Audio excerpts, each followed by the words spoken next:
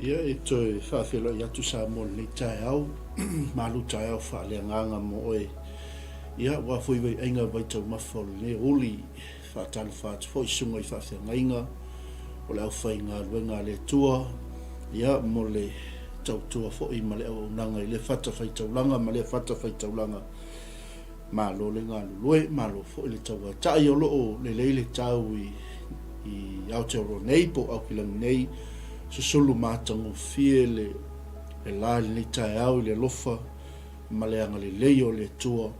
Ia e mai se fo i o loo mawhanawhana fo i le taeao bi ia le li. Ia whawhelo i atuai wō ma pa anga ma i lato u malawa. Ia o loo mawhutaina le polokalame o le Global Kingdom TV channel i lea taeao ma lea taeao. Ia e mai se fo i o wō ma pa anga le tātou Malu taeao faaleagaga. Ia vi ia le tua mo le atu le whaamalo ma le whaatetele. Ia i le sunga i le whaiwhiau ia fui mono tusa ma le tātou polokalame le taeao. Ia whapea fo i le sunga le whaawhengaina ia whiu pe ona ia le tātou polokalame tutou lima le awhi taeao ta itasi.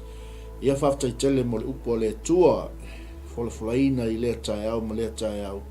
Ia ua fo i le useu o le atu nuu i tiute ma whaiwa mo le atu whaatetele anatongia tātou polokalame o le whiau o le sātauru. Ia ngai mai tuila o le tātou malu taeao faaleagaga e mo mai le lua le Timoteo e wha au lona foi upo e lima. Ia e sai e foi ma whaiva o lava singa o le neita ma foi upo e lima au oi ia e wha au tautai mea umalawa. Ia e ono sai me tinga ai. Ia e whaile ngā ruenga le fola le tala le lei. Ia e matua whaai uina lau whaiva. Amene. E whaaftai ale loto i le atua ono lona wha maoni. Ma lona anga le lei. E fisoa soani mai a te itatou i lea taimi ma lea taimi. Ia wale whenga iei fōi o sio tātou atunu o i so se whaiva. I so se tiute, ma so se lava singa o lo whenga iai e le ngata i tono a inga, tono nuu, tono e kalesia, whapea fōi le atu nuu. Ia vi ia le tua, le ase me o lo o lua whawhia ngai le ne yaso, le ase whaiva o lo enga lue ai. Ia mato i whai wina o tātou whaiva. O le whamalosia le apostolo Paulo i lo nā talii, whaiwhi au o Timoteo. Ina ia mawhai o na le leile ngā ruenga le tua e pei o le whaamalosi ma le aungani ma le apuapua i le apostolo. A wae o mai o na pō lātou te le mawhawhai ai. O na talia o le mata upu e ola ai. E ila teimi e whaalawe lawe. E i teimi e iei mea e whaasala vei le tātou wala wina ma le wholaunga o le whaatuatua o le tātou wholau ai. A e whai maile apostolo a ia tātou whi nau. E tusa mo tātou lava whaiva. E awane o tātou whaapei o e whaapaupau. Tusa mo lātou lava tu ina nau. Vi ia le li, awane i pei tātou tangata o whiu talinga i le tala le lei. Ma lātou li liu ese i le upumoni. Ai li liu atu i tala o le vavau. Amen. O le wha malosi aula na le apostoli lo na tali i whaife au o Timoteo. A o oe Timoteo, ia e whaau tauta i mea umalawa. Ia e ono sai me tinga ai. Ia e whaile ngā ruenga le fola le tala le lei. Ma ia e matua whaai wina lau whaiva. Le wā mata o nanga i atu le apostolo i le whai wina o lona whaiva. Ai a mai a le apostolo Jesu Keriso e whai maona wha tai muanga. E pei foi o ia i lona tali i whaife au o Timoteo. Ameni. A wā o whaamlingina lo toto o atali wa lata mai o na pō te alu ai. Ameni. O Jesu Keriso na whaamlingina lo na toto mo i tātou.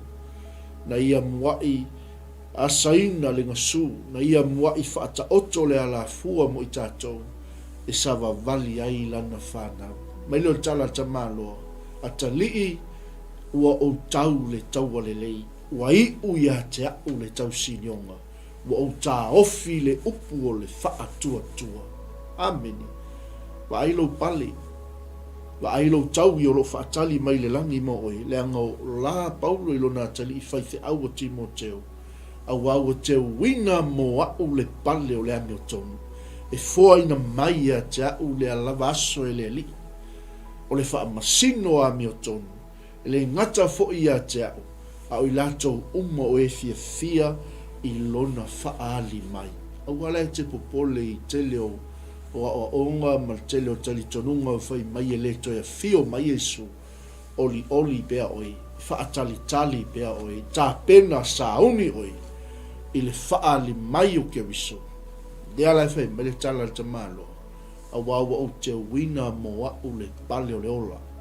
Amen. Pale o le ami o tonu, pale pupula, pale o le mamalu. Amen. E foi na mai a jau e le lavaso, e le alii o Yesu ke riso o i o le whaamasino a mio tonu.